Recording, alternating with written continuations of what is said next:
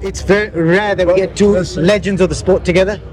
First of all, I like to my wishes to Buddy the Great McGirt. I like on camera. I like to thank this man not only for the things I've learned, because he's an era up from me, and to share the ring. One of my historic fights with Buddy McGirt on the other side, and understanding where my journey to become who I became in my institution experience in life. I used to watch ESPN, I used to watch ABC Sports, and also see Buddy McGirt in his career that motivated me. One of the fighters then that motivated me to become who I became. That's important for the future today and going forward. And I'd like to thank this man right thank here. You, champ. Because you know what? A lot of times we talk about it when they're gone and they're not here, even though it could be genuine, but most likely it is from whoever that displayed that gratitude. But I like to give them the flowers and the words in front of them. Thank you. Beautiful. Hey, you're not going to believe this. I was at his first pro fight. No way, when he lost? Clinton Mitchell. I was there, man. At the Resort Casino in 1988. Yep, I was there when he fought. Yes. I was 9 months fresh out of the penitentiary from doing 5 years. What do you remember about that, buddy? I thought it was a hell of a fight. I What mean, do you remember about that night? Did you see anything in Bernard and thought this guy can come back? Huh? Oh yeah, without a doubt. Yeah. And listen, it was him. He had great trainer, Bowie Fisher. You know what I mean? And as he went on, I always kept an eye on him. And it's funny, it's a true story. My manager one day said, you know, kid, you know, you're going to move the middleweight, we might fight Bernard Hopkins. I said, no, you're going to fight Bernard Hopkins. I said, I ain't fighting Bernard Hopkins. He goes, I remember those whispers. He's like, what are you talking about? I'm like, man, are you crazy? I mean, because I knew he was a student of the game, man. You know what I mean? When people say great today, they go by a guy's record. If a guy's not undefeated, he's not great. That's bull, man. I mean, like the late great Roger Mayweather used to say, they don't know shit about boxing. Correct. Is it Bernard's great in life? You know, when people talk about Ali, his journey, you've got to watch the interview I did with him, just his but journey. to see him now as like one of the leading promoters in boxing, it's great. I love him, man. I love when I see him, man. It's great. And the great thing is that no matter where I see him, he shows me love, man. Represented, and to me, one of my definitions of great is not by name, it's by deeds. It's about what you have done, your longevity in that greatness of things that you have done. It's like a recipe of success. I mean, I admit and I agree with what he said. Word great is thrown around loosely, very loosely. And not just boxing, I've seen it and heard it in other sports. It became now something to say. But if you understand the word greatness and what does it mean and represent, it has a lot to do with what you have done, accomplished, and the longevity of what you have done and accomplished. That, to me, is greatness. When it says it, the proof is right there. That's greatness. You're talking greatness. You saw Buddy's fight tonight. It's similar because there were times in your career people said you're done.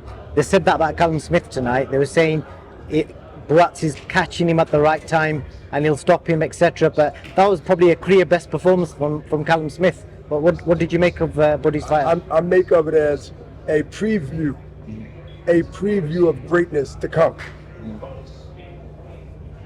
Preview.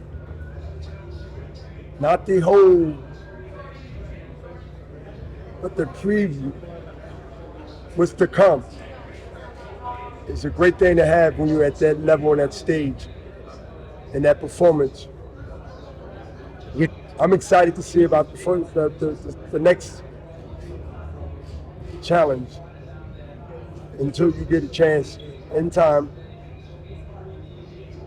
to prove that you deserve the accolades that you have based on earned, not given. Earned. Old school. This is old school, man. It's not, you don't get that today, man. You know what I mean? Everybody's giving stuff. And brother, that's Yeah. you know, what I mean, when you earn it, brother, you can say You know, that's greatness. You know, you can be at the front of a door that's shut and turn around and tell somebody because the door is shut that it won't open. You've done it, I've done it, everybody here in this circle might have done it. Just think about what I'm saying. you know, you're talking about. But until you put your hand on that doorknob and turn it, you realize it ain't locked. Oh, it ain't locked. Come on, y'all. Let's go in and play basketball. You go in the gym. Yes. Jim. Think about that big but small but big thing. You go up to a door and it's shut. You assume it's locked. You turn around and say, hey, it's locked. But you didn't. Inside. And it's all the shots you don't take. Buddy, You know how I know to say that to you? As many times we would sneak into a gym and the gym was locked. It was a church that had a door and they had a bathroom. And guess what? God forgive me. We knew it was open. Still going in. We went in and we played. We ain't supposed to be there, but we went in and played. But it was times we never checked the door. Just assume it was goal. Correct. buddy, how much more? Always check the door. How much more has Callum Smith got left now that we've seen what he's done there to a young, Well, you know, in prime fighter? it was his really first big tough fight in a year. Can't remember, it's been a year, man. You know what I mean? So right now, what I'd rather see him do now is go home and relax, rest, enjoy his family, and then we'll see what comes next. I watched the fight with Yes. David Benavidez, and he was impressed with Callum, and he said he would love that fight on his Riyadh season debut. Would you take that? David Benavidez, You gotta Callum ask your Smith? brother. I'm Yeah. down for whatever. Yeah. What you saying, Paul? It's up to Callum, it's Italian, to Callum. He wants to be a two-weight world champion. That's the only reason why he's fighting. It's not financially. He's okay financially. He wants to make sure that he becomes a two-weight world champion. And I think the next fight you're going to see a better version of Callum because of that fight there.